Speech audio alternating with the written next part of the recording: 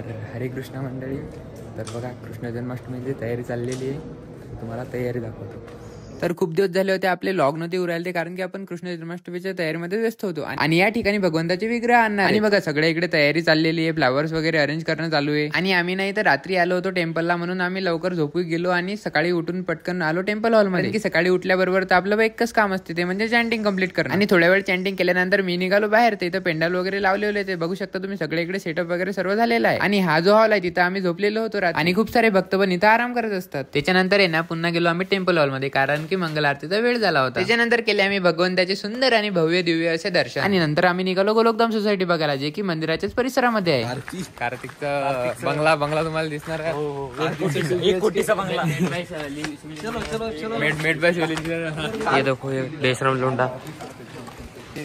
हे बघा हे रोज हाऊसेस आहे. तर इथं खूप म्हणजे वातावरण म्हणजे इतकं स्पिरिच्युअल आणि आध्यात्मिक आहे की याच्याच मागं मंदिर आहे, याच्याच मागं. आप क्या कहना चाहोगे? मैं कहना चाहूंगा कि इधर से सोने के बाद उठो और मंदिर के दर्शन लो सीधा. ओ कशी वाटली बिल्डिंग तुम्हाला? आणि याच्या समोरच टेम्पल बघा. किती सुंदर टेम्पल आहे आणि सर्व भक्तांनी एकदा तरी दर्शनासाठी या टेम्पलवर यायलाच पाहिजे. चला तर भेटू आता नेक्स्ट व्हिडिओ मध्ये. हरे कृष्णा हरी बोल.